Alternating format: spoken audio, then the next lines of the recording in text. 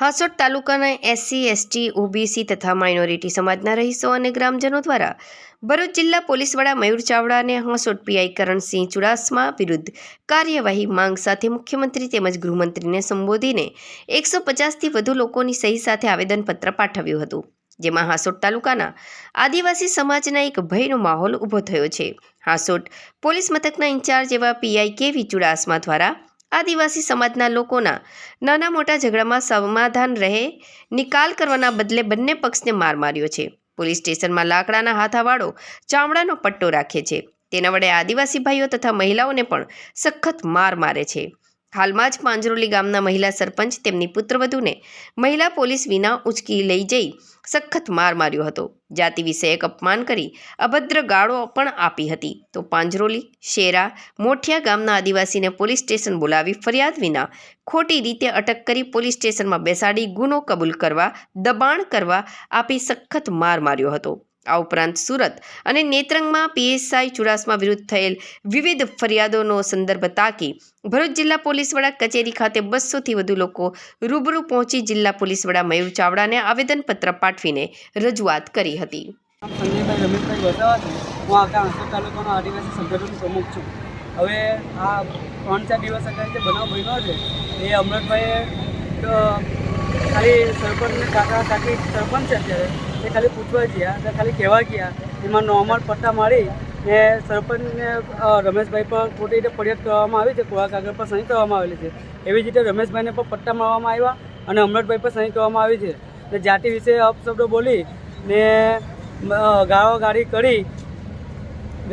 કરી અને આદિવાસીનો એક ધાક આવેલી છે કે આ કેવી ચુડાસમા સાહેબ જાતિ વિશે આખા હાસોટ તાલુકામાં જાતિ વિશે બોલી ને ડરાવી રહ્યા છે, તમને નહીં જીવા દો આવું બોલી રહ્યા છે।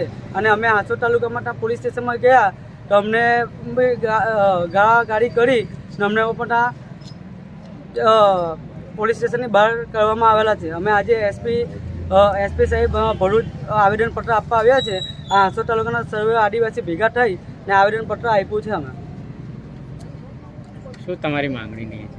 અમારી માંગણી એ છે કે આદિવાસી સમાજને ન્યાય મળે।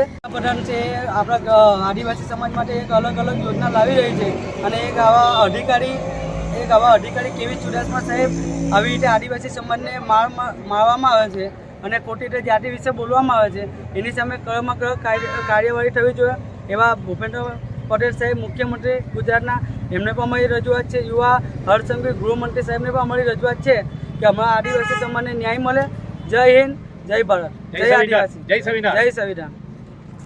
આદિવાસી મૂળ નિવાસી સાથીઓ, બહેનો, આજે દેશની અંદર જે બનાવો બની રહ્યા છે વહીવટદારો તરફથી એ જાતિવાદી માનસ ધરાવતા પોલીસ ઇન્સ્પેક્ટરો આદિવાસી અને ગરીબ પ્રજાને કંડળે છે અને એકબીજાને લડાવી અને આ એક માનસિકતા છે જાતિવાદી છે। તો અમે તો એસપી સાહેબનું એ જ અમારી માંગણી છે કે આવાને બદલી કરી નાખો, ત્યાંથી એને બદલી નાખશો તો જ અમને સંતોષ થશે। આવા જાતિવાદી માનસિકતા ધરાવતા આદિવાસી મા બહેનો ઉપર ત્રાસ ગુજારતા આવા માણસોને તમે તાત્કાલિક એની બદલી કરી અને બીજો સારો એવો માનવતાવાદી અને ન્યાયપ્રિય, અમે ગુનાને સાથ આપવા નથી માંગતા, અમારા સમાજનો ગુનો હોય તો ફાંસીએ ચડાવો, અમને મતલબ નથી, પણ બે ગુનાને એમને પોલીસ ખાતાને મારવાનો અધિકાર નથી, એ જાતે જ જજ બની જાય છે।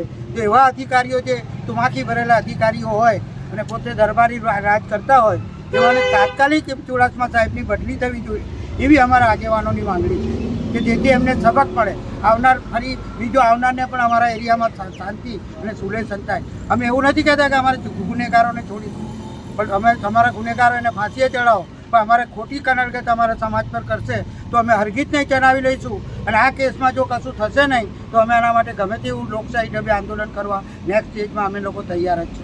આવું નહીં, અમે સાંચી લેવા તૈયાર નથી, હદ થઈ ગઈ છે અમારી। જય જવાહર, જય ભારત, જય સંવિધાન।